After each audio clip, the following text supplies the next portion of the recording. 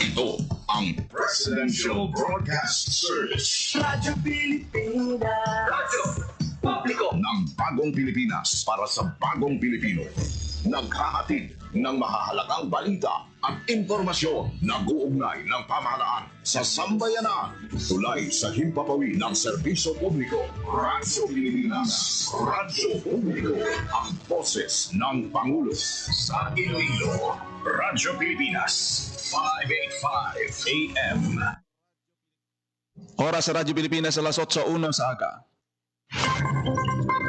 Nagapanguna nga balita sa syudad, sa mga banwa, sa probinsya sa Iloilo, kagkaingon ng mga probinsya.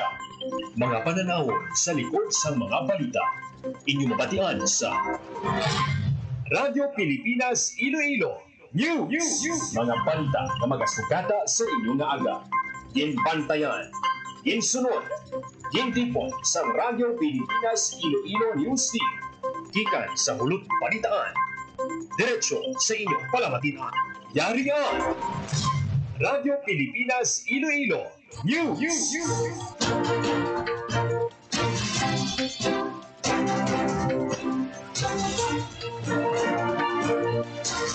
Ayong aga Pilipinas, good morning Western Visayas. Welcome sa Radyo Pilipinas News sa buong adlaw sang Martes, Setyembre 23, tuig 2025. Ako ang inyo tagbalita kada aga, Jinel Baclay, kag karon sa aton balantayan kag mainit nga mga pangulong dinala.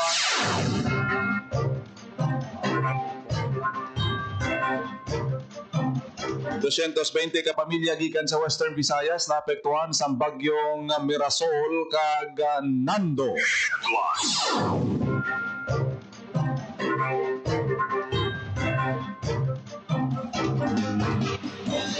Bila ka pumuluyo sa coastal barangay sa siyudad sang Iloilo nag-aaligmat sa posibilidad sa storm surge bangod sa mamadlos nga kadagatan.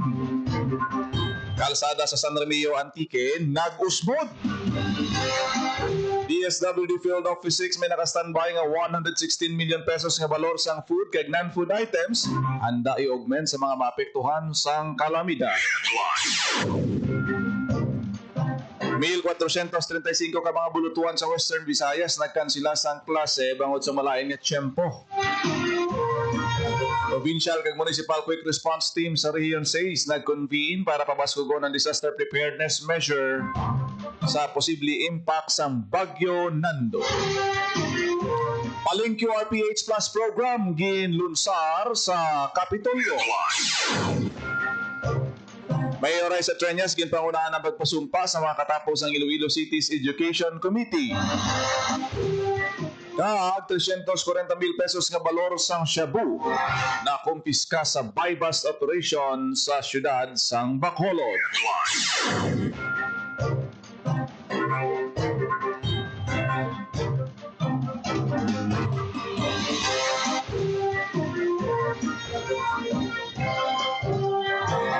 Oras sa Radyo Pilipinas alas 8:04 sa aga kag karon sa detalye sa aton mga balita lokal. Pilipinas. Radyo Pilipinas News.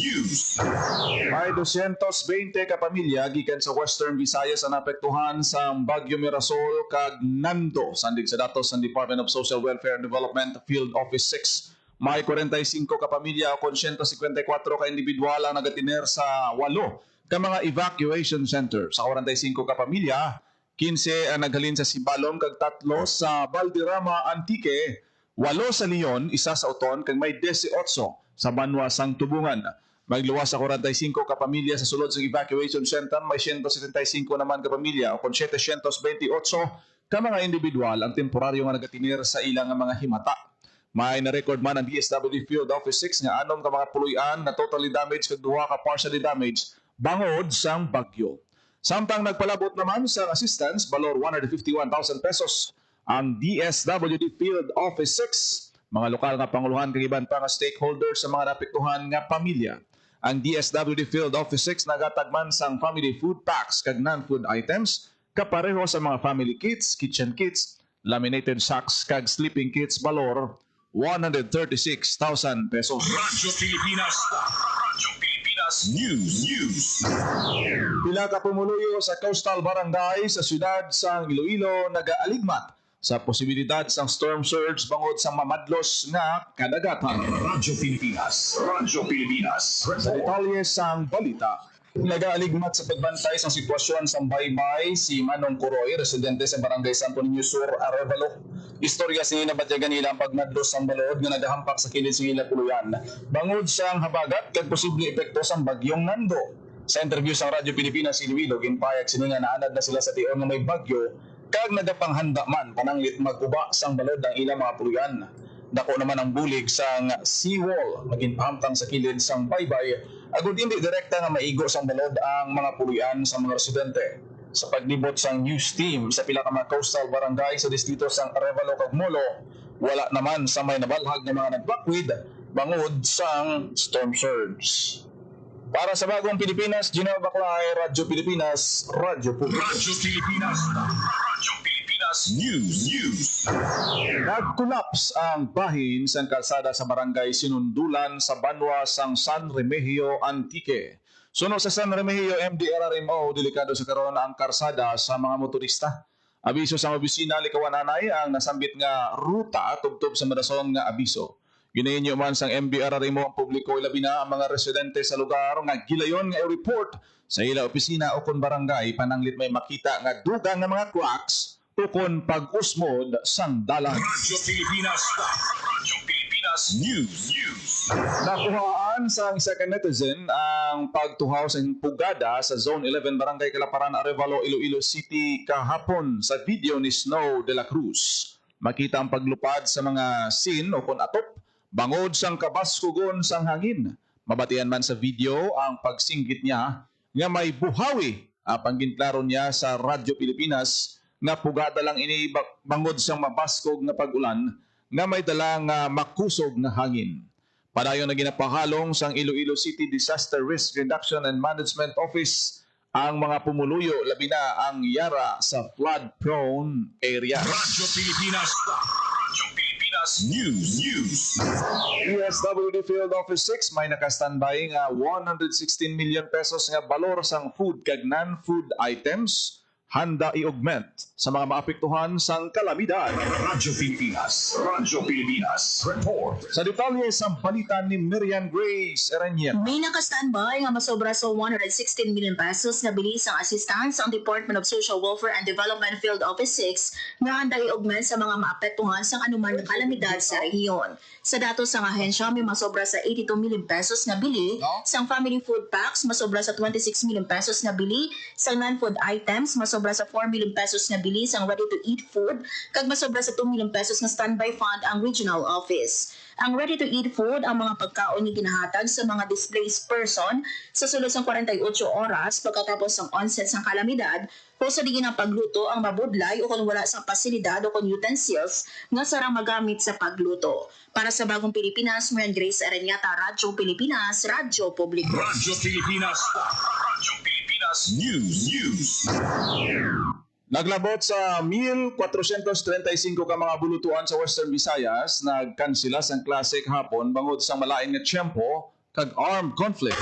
Radyo Pilipinas. Radyo Pilipinas. Nagapanumbalik sa balita si Marian Grace Erenyen. Nagsuspende sa face-to-face classes ang 1,435 ka mga bulutmuan sa Western Visayas sang Setyembre 22 bangod sa malaing nga tiyempo kag armed conflict. Sa interview sa Radyo Pilipinas, Iloilo kay Hernan Escolar Jr., Regional Information Officer sa Department of Education Western Visayas, as of 9:30 a.m. sa September 22, may kanselasyon sang in-person classes sa 538 kabuluthuan sa probinsya sang Antique, 764 kabuluthuan sa Iloilo, 66 kabuluthuan sa Iloilo City kag 65 kabuluthuan sa Guimaras bangod sa malain nga tiyempo. Dugang pa ni eskolar nga may duha naman kabuluthuan sa Capiz ang nagkanselaman sang klase bangod sa armed conflict.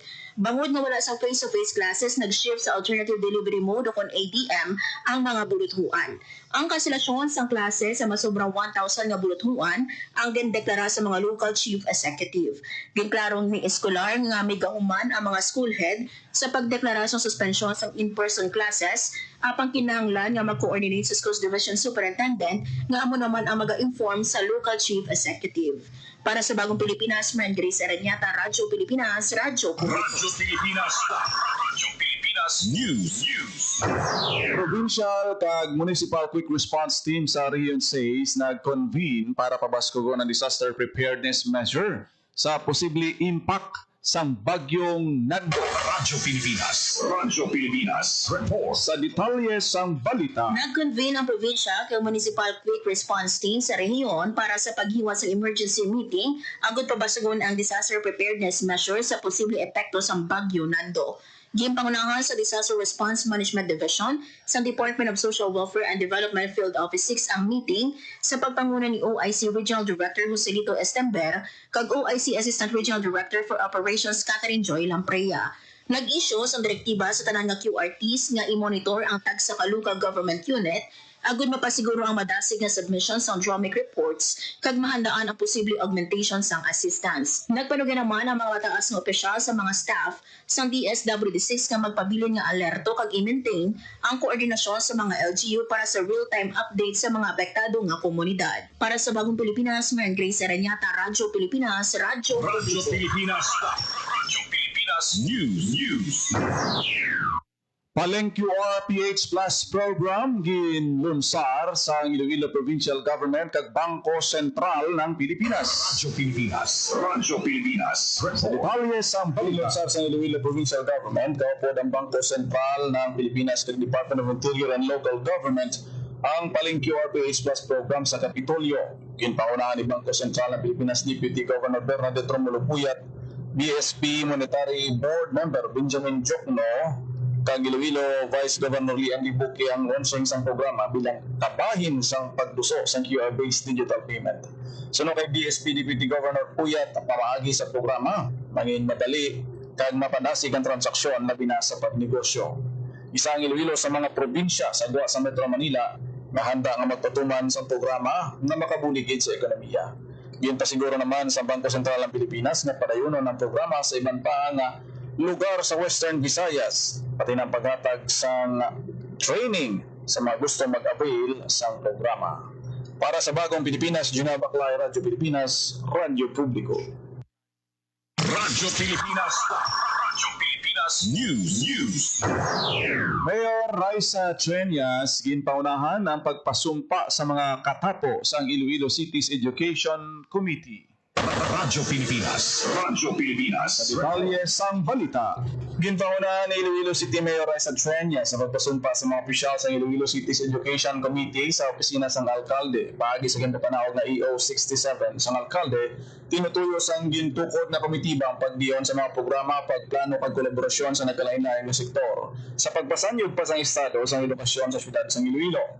Pamunuan sa alkalde ang komitiba bilang chairperson, si Dr. Maria Luz de los Reyes naman ang Schools Division Superintendent ang Vice Chairperson. Nakip sa mga katapos ang komitiba, ang Musanday Teresa Hilogo sa City Social Welfare and Development, Honorable Rudolph Jeffrey Ganzon, Engineer Ronald Cartagena, Dimenel Tapulso, Maria Lucy Sinay, Jelma Cristel Implica, Antonio Jacoba, Dr. Esther Babalo, Maria Matilde Treñas, Dane Beth Narzoles, Dr. Maria Lourdes de Leon, Dr. Roselito Villaros, Mary Jane Solido sang Oigongco Foundation Incorporated. Para sa Bagong Pilipinas, Junel Baclay, Radyo Pilipinas, Radyo Publiko. Radyo Pilipinas News. Arestado sa kapulisan ang duha ka mga nagaduso sang iligal nga droga sa ginpatigay nga bypass operation sa Purok Kagaykay, Barangay 2, Bacolod City. Ang mga suspect ginkilala nga sanday alias Jack, 41 anyos, kag residente sang Purok Kagaykay, Barangay 2, Bacolod City. Upodya, si alias Charlie, 39, sang Barangay Talok, Bago City, Negros Occidental. Nakumpiska sa operasyon ng 50 gramos sang naginapatian shabu nga nagabalor 340,000 pesos, kag caliber 45 pistol, kag mga bala. Natigayan ng operasyon sa nakabatong impormasyon ng kapulisan halin sa isa ka confidential informant na tuhoy sa illegal drug activities ni alias Jack. Prioridad sang Police Regional Office Negros Island Region nga dakpon ng mga individual nga padayon sa gyapon sa pagbaligya sang illegal nga droga. Radyo Pilipinas News. Madinalagon nga napatuman sang Police Regional Office Negros Island Region ng ila security deployment bangod wala sa na-record nga insidente ang kapulisan sa mga giniwat nga protesta kontra korupsyon sa Negros Island Region. Sa pagpatuman sa seguridad, 1,879 ka mga pulis ang gindeploy sa NIR nga nagatutok sa mga venue sa rally, major thoroughfares, ug iba't mga critical areas para mabaskog ang police visibility kag madasig nga pag-response.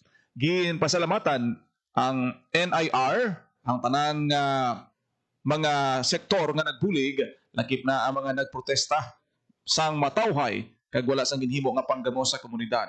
Ang matawhay nga pagprotesta sa NIR ang tigayon pinagi sa maayo nga deployment kag koordinasyon sa mga local government units kag partner agencies. Nakabulig man ang masangkad nga intelligence monitoring kag situational awareness sang kapulisan. Radyo Pilipinas. Radyo Pilipinas News. Nagbaton sang cash incentives ang 320 ka mga Ilonggo athletes nga nagdalaog sa Wivra Amit kag palarong pambansa sang 2024 kag 2025 gikan sa Iloilo Provincial Government. Ang distribusyon ginpangunahan ng Iloilo Governor Toto Defensor kag Vice Governor Lian Dibuque. Ang mga nagdalaog sa Wivra Amit nakabaton sang 5,000 ka pesos para sa mga nakakuha sang gold, 3,000 pesos naman na nakuha sang silver, kag 2,000 ka pesos ang nagdaog sang bronze.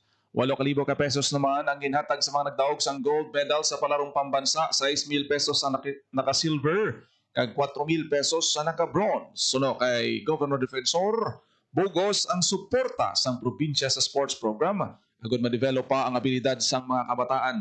Nagapati si Defensor nga ang sports kag edukasyon duha ka components sang youth development.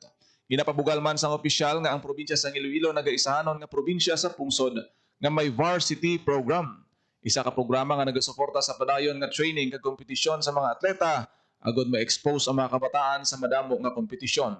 Nagapasalamat ang mga atleta sa nabaton nga incentives gikan sa gobyerno. Radyo Pilipinas. Radyo Pilipinas News. Selebrasyon sang FishCon sa rehiyon nagtakop na apang pagamlig sa palangisdaan dapat nga ipadayon. Radyo Pilipinas. Radyo Pilipinas. Sa balita ni JP Formal na nga nagtakop ang selebrasyon sa ika-6 nga Fish Conservation Week sa rehiyon. Ang selebrasyon nga may tema nga pangisda ang masagana, sapat na isda sa bawat pamilya, nagatuyo ang mapabakod kag mapasangkad ang hibalo sang publiko tuhoy sa paghalong kapag amlig sang manggad sang katubigan. Sa closing ceremony ginhiwa sa Museum of Philippine Maritime History ginatag ni Bureau of Fisheries and Aquatic Resources Western Visayas Regional Director Remy Apari nga sa piyak na natapos ng isa ka semana ng aktibidad, hindi dapat mag-untap diri ang pagtingwa kag pagbinibigay para proteksyonan ang mga palangisdaan. Ginklaro man sining madamo pa sa dapat kag pwedeng obrahon agud masiguro na may basamting nga isda ang kada pamilya nga Pilipino. Samtang ginpadunggan man sa ahensya ang mga individual kag grupo nga nangin katuwang nila sa pagdumala kag paghalong isang palangisdaan sa rehiyon. Nabuluan lakip sa mga aktibidad ginhiwat sa BFAR Western Visayas para sa karong tuig nga FishCon Week ang seafood kadiwa ng Pangulo, school visit na mga paghanas para sa mga mangisda sa Western Visayas. Para sa Bagong Pilipinas, JP Hervas, Radyo Pilipinas, Radyo Publiko.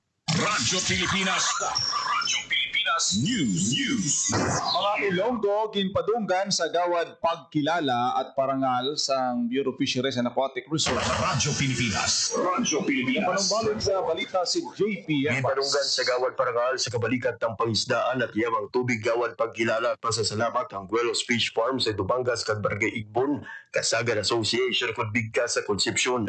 Inibilang pagkilala sa ila dalayawon nga kontribusyon sa fisheries sector kag pagpakita sang dedikasyon kag koordinasyon para mapabilin ang fisheries kag aquatic resources. Kaupod sa DA BFAR 6 Regional Director Remy Apari kag Jessica Ismao, Chief of the Regional Fisheries Training and Fisherfolk Coordination Division, ginbaton sang mga awardee ang plaque of recognition kag appreciation token. Ang paghatag sa pagkilala sa mga Ilonggo ang ginhiwat sa closing program sa 62nd Fish Conservation Week sa Quezon City sa nagligad nga simana. Para sa Bagong Pilipinas, JP Hervas, Radyo Pilipinas, Radyo Publiko. Radyo Pilipinas News. In-suspend sa Philippine Coast Guard ang mga water sports activities sa isla sang Boracay.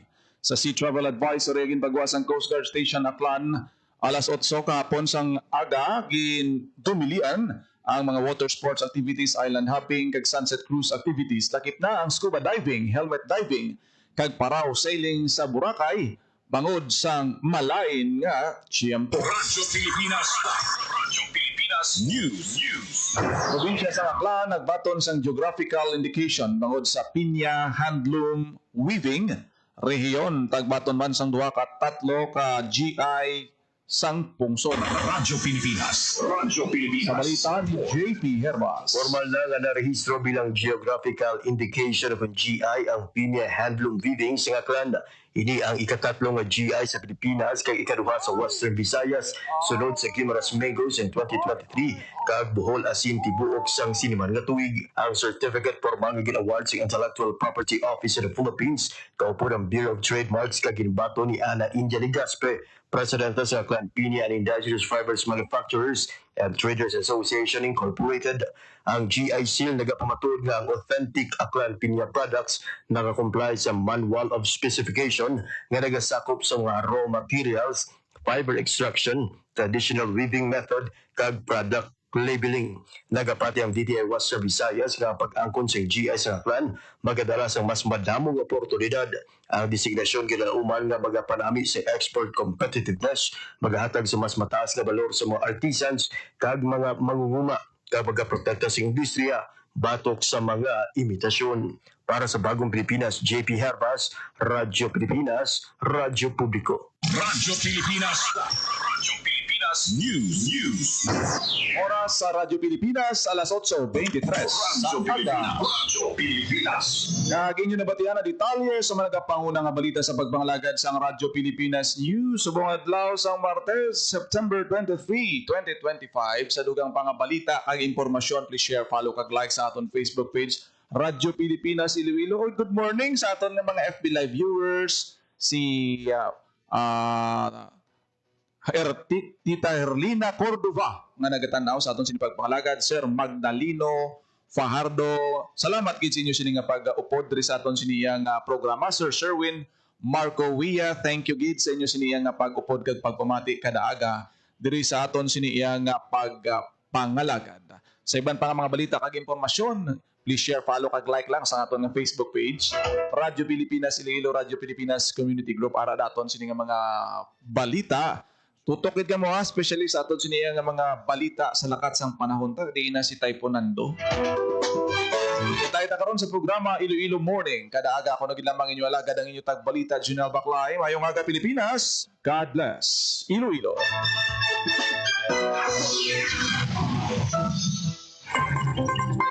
Nagapanguna nga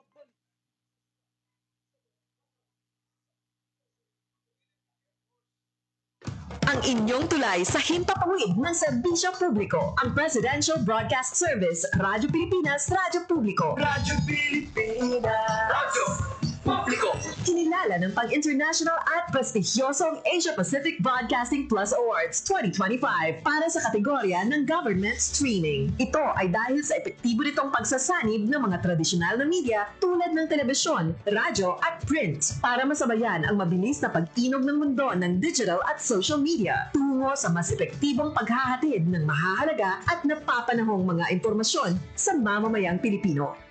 Kinilala rin ang Radyo Pilipinas dahil sa patuloy na pag-akyat ng rating. Ngayon ay matatag sa pang-apat na pwesto sa Mega Manila ayon sa pinakahuling Nielsen Radio Audience Measurement Survey. At sa social media, nakamit ang mahigit 2,000% pagtaas ng bilang ng mga sumusubaybay sa Radyo Pilipinas page sa unang bahagi ng 2025.